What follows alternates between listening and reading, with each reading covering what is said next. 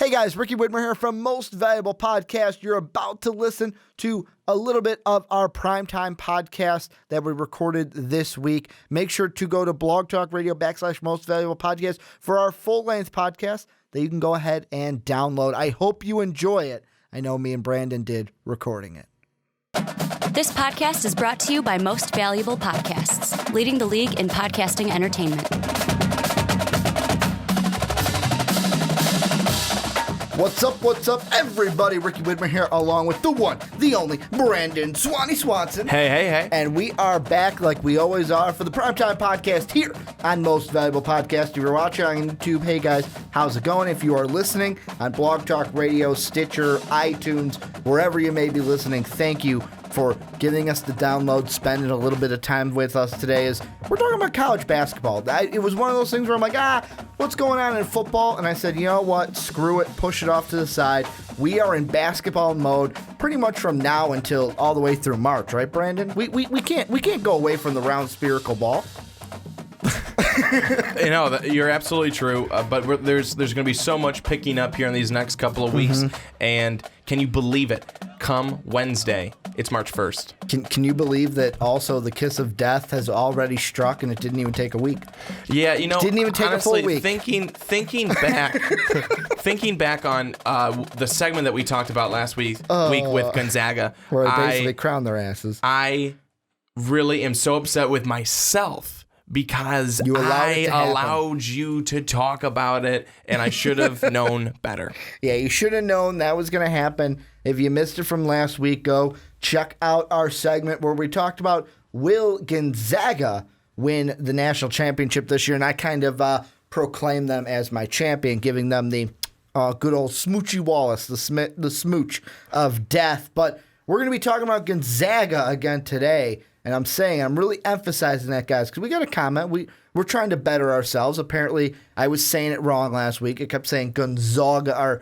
Now I can't say it wrong. I was saying Gonzaga. No, I was saying Gonzaga or something like that. Basically, I was saying it wrong. I'm saying it right now in Gonzaga. I think we now both, I can't say it wrong. But I think we both were saying it wrong. Yeah. I think everyone just gets into it's Gonzaga. That's it. Gonzaga. Gonzaga. That's what I kept saying. It's Gonzaga. Yeah, you were not saying Gonzaga.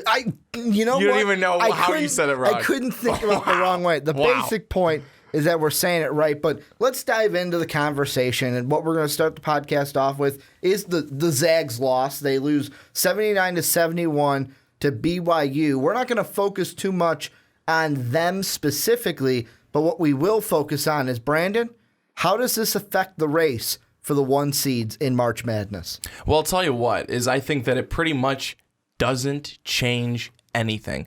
Because even though the Zags took that first loss, I think that at the end of the day still, we know who the number ones are. The Zags dropped all the way to number 4 after the loss, but that still keeps them as a number 1. That still keeps them as a number 1 seed. And I think that ultimately that's what you're looking at. You still have Kansas, Nova, UCLA up there, North Carolina knocking on the door at number 5. But I think we know who our 4 number 1s are. If everything continues to play out here the way that we think it's going to play out, Kansas, Nova, UCLA, and Gonzaga, there are 4 number 1 seeds. I do not see that changing, and I don't believe Joe Lunardi does either. No, he does not. I'm looking at his bracketology right now, and as of the night we are recording this on the 27th, he's got Gonzaga in the West, Kansas in the Midwest, Nova in the East, and North Carolina in the South. And I know that Brandon on his computer has the Tar Heel and the Cavalier game up right now, so that game, if North Carolina loses, kind of throws a wrench into this whole conversation. But with the Bulldogs, the way I looked at it was, okay, they lost.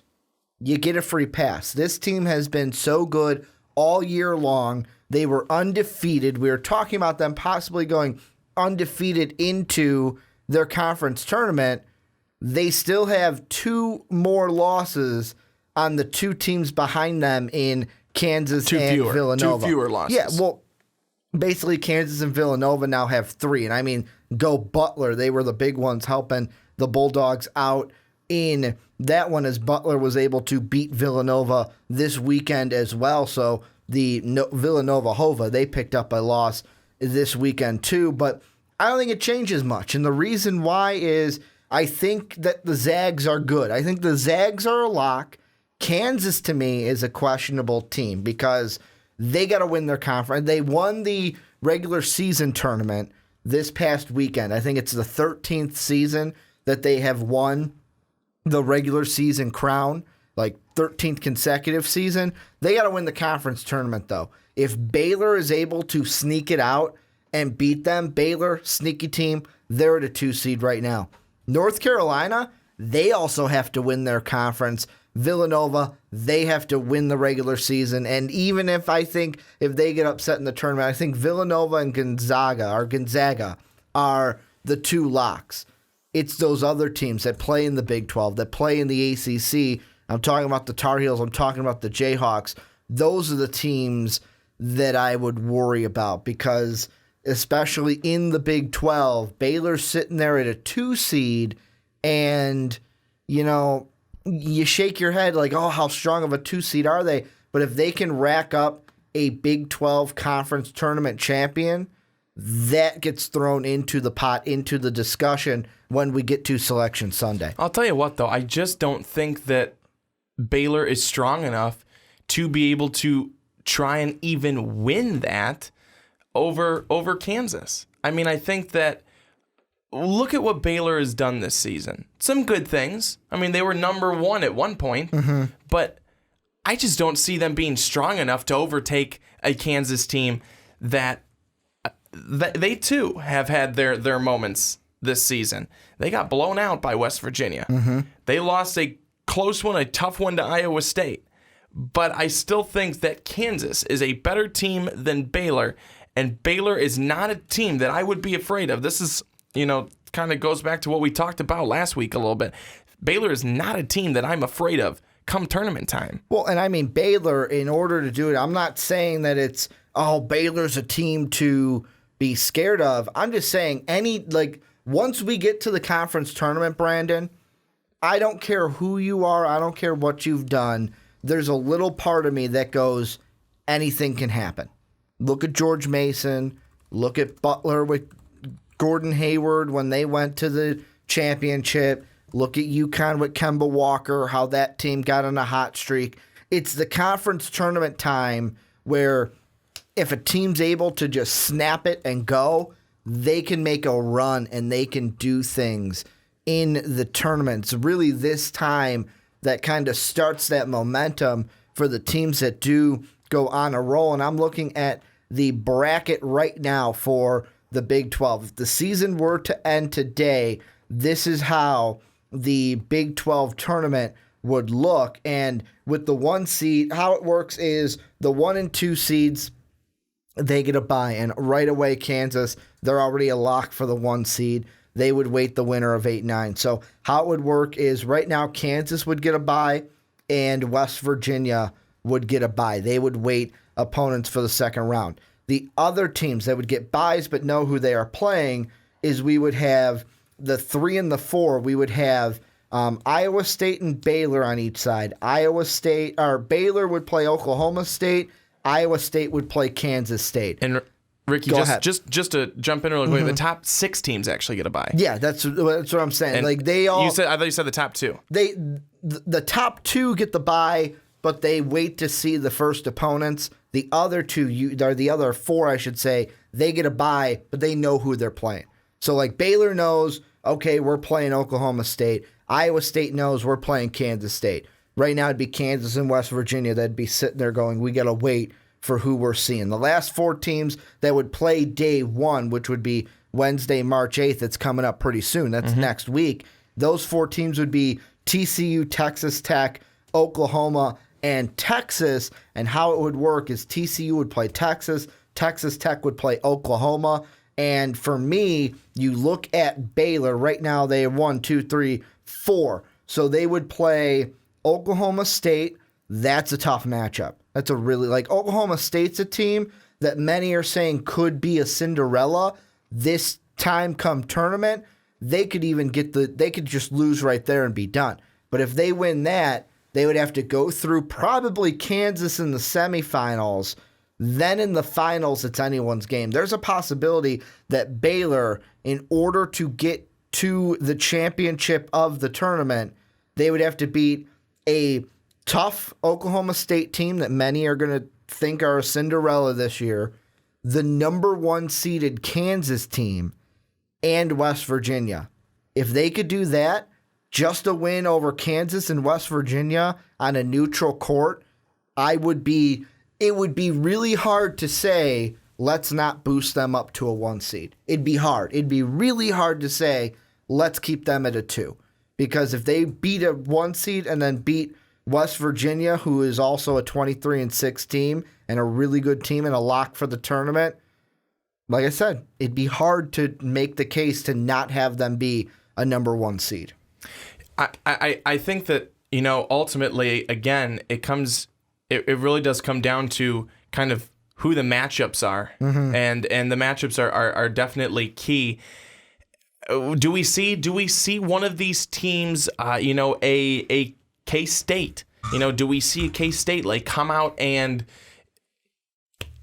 jump up on somebody? We've seen them actually play some pretty good games against some stronger teams. They were the one that should have beat Kansas, season. Right? They had was it K-State that it was the game where Kansas had the LeBron James-like travel, the 17,000 steps all the way into the lane for the layup? I don't remember. I want to say that was Kansas State, but they have played some tough opponents, especially whenever they play Kansas. They do play really tough, but that could be a thing where, look at that. Like, we even have where Kansas State and TCU are both 6-10. They could flip. TCU could end up with 1 game better than Kansas State. They could be there. Oklahoma State is really 2 losses behind Iowa State. Baylor's a loss behind Iowa State. There's still time for some movement to happen in these seedings. Like I said, the only one that's a lock right now is Kansas. Kansas at number 1. That's the only lock we have right now. And I think most people would think Kansas is going to be the lock to win this tournament. Mm-hmm. But at the same time, Ricky, let's take a look at this team that we talked about earlier in the season 2, West Virginia. Mm-hmm. West Virginia has actually remained pretty consistent since we talked about them. And I think that they're a team that you just don't know. They could be a team that in this tournament is able to possibly run the table. Will they? Again, I think a lot of people are taking a look right now that it's Kansas. Mm-hmm. But if West Virginia can really get a fire lit under them, well, they could do something there. They could do something there, and then that momentum could take them into the tournament, which is where they definitely would need it. And what's really funny? Right now, as we speak, there are a lot of games going on, of course, here on this Monday evening that we're recording the podcast. West Virginia right now is playing Baylor in Waco, and it's 28-27 with a minute to have to go in the first half. So, to me, I look at the rest of the schedule, the remaining 2 games, really, for the Mountaineers, and you've got Baylor tonight. Like I said, they're currently playing up by 1. And then on Friday, you're playing at home against Iowa State. And 2 wins against Baylor and Iowa State would help your case. But to me, for whether it's Baylor, whether it's West Virginia, whether it's even Iowa State, the thing is, you want to end strong. But really, these last 2 games, to me, you're not fighting for your seeding. You're fighting for your place. You're not fighting for your seed in the national tournament. You're fighting for your seed in the conference tournament. That's what I'm saying. Is West Virginia, you can get 2 big wins, but it might not change much what your March Madness seed will be. But if it makes you a lock for the 2nd seed in the conference tournament, makes it pretty easier for you to most likely play Kansas in that championship game. Right now, one thing I'm thinking of, Ricky, as I continue to look at the possible seedings and in my head kind of going, as I'm sure you're doing the same thing, kind of trying to plug and chug, okay, who could be here, who could be here. It's like math.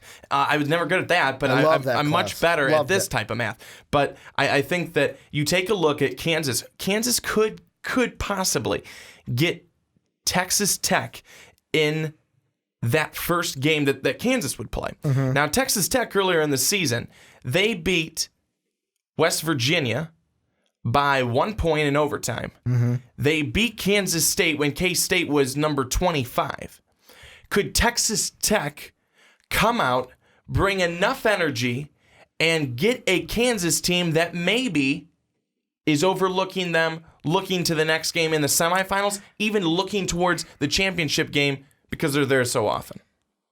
I kind of want to say no. And the reason why I want to say no is I'm on the fence. And the reason why is I want to say no because this team seems to be led by Mason this year, Mason the third.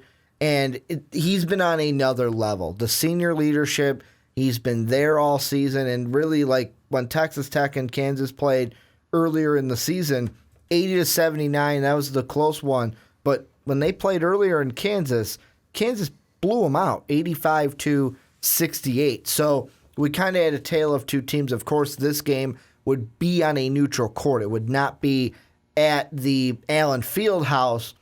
I would like to think Kansas would go in there and win, but there's a thing about this Kansas team that really ever since they beat Memphis in the national title back when Derrick Rose was in college, there's just something about this Kansas team that I just look at it and I go, I think they're going to get upset. Last year I thought they were. I thought they'd lose to Connecticut in the second round. They didn't. They went on and played and eventually lost to Villanova in the Elite Eight. I thought that they were going to fall short, but this Kansas team, like I said, they've around this time of the year, losing to Wichita State in the second round. They lost to Iowa State in their conference tournament that year. That was 2014, 2015. If we go back to 13-14, another second round exit. They lose to Stanford. That was another year that they lost to Iowa State. That I believe those both were Fred Hoiberg Iowa State Cyclone teams that won the conference tournament. And then 2012, 2013, this is the last one I'll go back to. Yeah, they went on to get to the Sweet 16, but the last 2 years before that, that's really my barometer is really this Kansas team. They're the team that I've always looked at expect them to have one bad game in March. And the one thing we know about March is if you have one bad game, sayonara, you're going home. Right now, Ricky, you say Frank Mason. Frank Mason III has been an outstanding player this season. He's really been their leader. Josh Jackson has been the other guy as well who has been huge, bringing a lot to the table. Kansas has won their last 6 games, and I'll go through them really, really quick. At K-State, they won by 3. At Texas Tech, they won by 1. West Virginia at home, they won by 4 in overtime. Baylor on the road, they won by 2. TCU at home, 87-68. And then on the road at Texas, they won by 10. Those are all teams in their conference, in almost all of them, very close games. I'm with you, Ricky. I think Kansas will get upset. Who knows? Maybe it's done against Oklahoma. And the one thing that I will say is it's one of those things where right now, if I had to put my money on it, and I am not a betting man by any sort because you guys all know the kiss of death is real, so really I don't put my money on anything. Just based off of the last few games, I might, just because of what I said about Kansas, I might just put my money on West Virginia. If I had to pick, I would say West Virginia, that's the team I'm going with to win the Big 12 Conference Tournament because I would love to be able to pick Baylor, but to me, you look at it, they lose to Iowa State, they've lost to Kansas, I know it was close, they lose to Texas Tech, they've lost to Kansas State by 2 points earlier this month. Really, ever since the turn of February, they're 3-4, 5. So 3-5. If they lose tonight, they are 3-6 since the calendar flipped over to February from January. So really, Baylor hasn't been playing their best basketball. However, when you look at the RPI and strength of schedule between Kansas and Baylor, it is very, very similar. And in some categories, Brandon, I'll let you know that Baylor actually has Kansas beat in some of the departments, especially the RPI. They have a higher RPI than Kansas. Well, Ricky, I think that when it comes down to it, I'm also going to take a real quick pick and say that West Virginia is going to end up winning the Big 12 conference tournament, and they're going to get the win. Yeah, right now it changed. So Kansas has the better RPI, but what I was thinking of, strength of schedule. Strength of schedule, Baylor has the better department there. But however, Baylor 8-4 against the top 50 RPI. Kansas is 7-2. So I know Kansas, they have 2 less losses, but those 2 losses are against West Virginia and Iowa State. Baylor has 1 more win, and their 4 losses are, you guessed it, West Virginia, Iowa State, and then 2 times to that Kansas team. So that's the only reason why they have 4 losses instead of just 2. Now, Ricky, we took a look at one of the conferences, 4 number ones. Mm-hmm. You want to jump over, take a look at the Big East? Let's do it. We got Villanova, the other predicted one of the other number 1 predicted seeds. But I look at the Big East and I go, it's kind of like, to me, it sort of is like Gonzaga in their conference. Like, is anyone, or Gonzaga, pardon me, in their conference? Is anyone going to not pick Villanova to win that tournament? Like Butler. Come on. Come on. I mean, Butler's beat them twice. It's hard to beat a team 3 times. But but Butler's had their number. You've got to look at that. Creighton has really dropped off. Well, Creighton's dropped off ever since the injury to their point guard that we talked about earlier in the season. As soon as they lost Maurice, boom, that was it. They were done. So the only 3 teams that I write off from this conference are the last 3: St. John's, Georgetown, and DePaul. No, the top of the other 7. Anyone could. Anyone could. We've seen Marquette win some games this year that you're going, not bad. We've seen Xavier win some games. Providence, Seton Hall, Creighton, and then obviously Butler, Villanova. The top 2, they win games because, they're good. But the other teams win games sometimes because not only are they still talented, but they just have someone else's number that night. They just have Butler's number. They have Creighton's number. I think that's why those top 7, you just don't know. It could be a dogfight, especially with the Big East. Yeah, and I mean, to me, I just think that, Butler's good, but this Villanova team, I know we talked about last week in the Zags why I think they're going to be the national champions this year, and I am still going to stick by that, even though many don't think so now that I gave them the kiss of death. Well, it doesn't help. This Villanova team, you look at this team, and really, how are they much different than Gonzaga? How are they? Yeah, they lose Archie Diacono, but they still have heart. They have a Jalen Brunson, who's now a year older. They have Bridges, who's doing really good for them. These guys, this team has the leadership in place, led by Coach Wright there, all at the center. Really, it's Coach Wright, and then you have Hart, who's the leader on the floor. Brunson, a sophomore, a older guy. Jenkins, the senior. Bridges, the sophomore. This is another team that isn't one of your, hey, we've got a bunch of diaper dandies out there and we're just going to make it work. I'm looking at you, Kentucky. But this is also a team with older players on it, to where I look at this team and I go, I don't see what I saw with Kansas, where I'm always worried about, Kansas is going to have that bad game. They're out in the second round. They're going to have that bad game. They might lose in the Big 12 championship. I see Villanova this year. Last year, I doubted them. This year, I am looking at them, taking the same evidence that I'm using for the Zags, and saying, we could be seeing, depending on where they are, if they're on opposite sides, I'll put it this way, I'm not going to call it, but I'm highly, 90% thinking about it. If Villanova and the Zags are on opposite sides of the bracket, I'm thinking about putting them in my championship. That's how confident I am in this Villanova team this year. I think that because everyone doubted, I shouldn't say everyone. I take that back. I doubted them. Because so many people doubted them last season, and they absolutely stuck it to those most people. You cannot doubt them this season. You almost have to say, oh, you expect them to be in the Final Four. I mean, kind of, or it's, Elite Eight.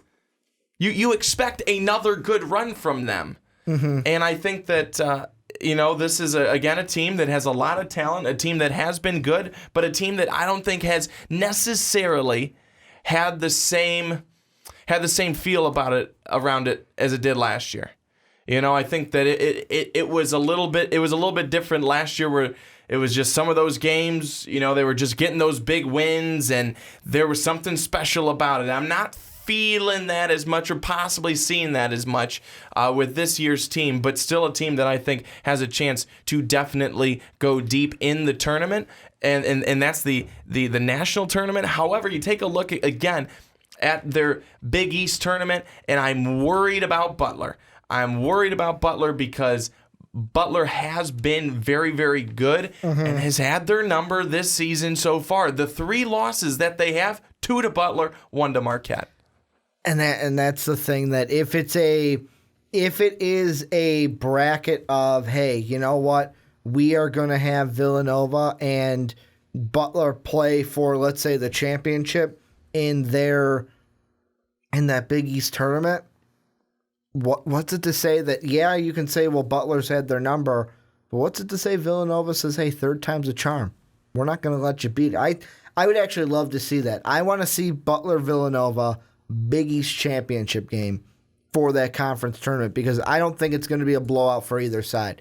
I think that would be probably the game out of all the conference championships that we would see. I mean, we still got to wait and see what matchups we get. That would be the one where A, I would be must-watch TV, and B, just on paper, probably the best conference championship game that we would see this year. But the one thing I do want to throw out, and it kind of got me thinking, is of the 1 seeds, because that's what this topic has been on. I know we spent a lot of time on Kansas and Villanova, and really this all started with the Zags loss to BYU. You know what I've noticed about every single 1 seed that we have right now? With the exception of Kansas, the majority of the leading scorers for every 1 seed right now, all upperclassmen. The 2 young guys is Villanova has 2 sophomores that are double digits, and then you've got Josh Jackson as a freshman. You look at North Carolina, juniors and seniors. You look at the Zags, juniors and seniors. You look at Kansas, their top 4, juniors, seniors, and 1 freshman. You look at Villanova, they've got junior, senior, and 2 sophomores. So really, if you're looking at it, all 4 of these teams, I think are very... I think that Villanova, the Zags, and North Carolina will be our 1 seeds. Kansas, I'm going to wait and see, because if they don't win the Big 12 tournament, I think there's the possibility that they are not a 1 seed, depending on who wins that conference tournament. Because if it's a team like, and right now I'm going to say Baylor, because Baylor's a 2 seed right now. If it's a team in the Big 12 that's a 2 seed by the time that happens, then it could just be a switch with Kansas and that team. I'm going to say that Gonzaga is a lock as a 1 seed. I'm going to say... Are they a lock if they don't win their conference tournament? With how weak their conference tournament is?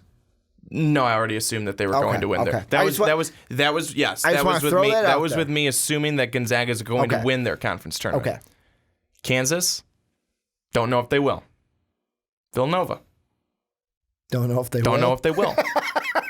And North Carolina, currently losing right now to Virginia. Virginia's a tough defensive team, though.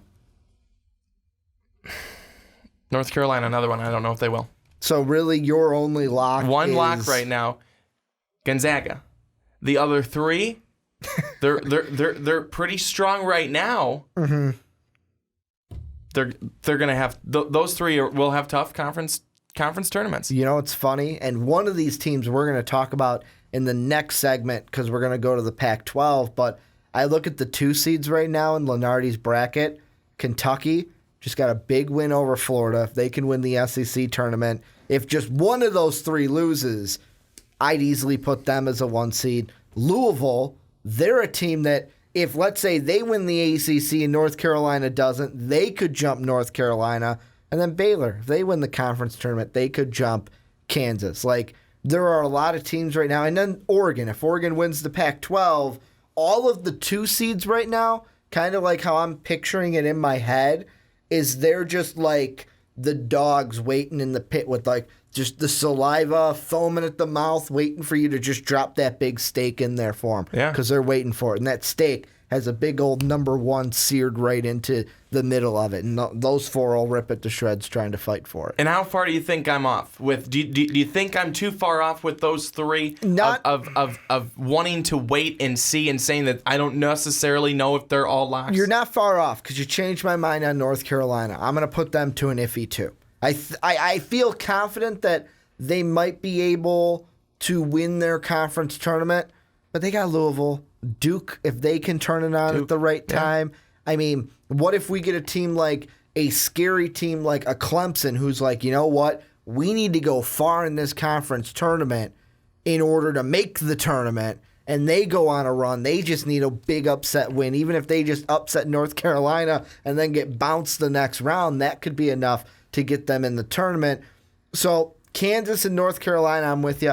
I'm a little bit more confident on Villanova. I know that Butler is a good team. You can't sleep on the Bulldogs from Butler, but I'm confident that Villanova is going to win the Big East Conference tournament. I know what you're saying last year, Ricky, but Ricky, last year, weren't you cheering for Isaiah Whitehead to beat Villanova in the conference tournament? Yes, but that was because I had a dog in the fight because A, I liked Isaiah Whitehead, and 2, I wanted Villanova to fail because I said they were going to lose in the second round. Come on, people. This is what I cheer for. I cheer for the things that are going to make me right, not for the things that makes everyone else right. But I think Gonzaga and Villanova are my 2 confident teams, Kansas and North Carolina. You swayed me on North Carolina.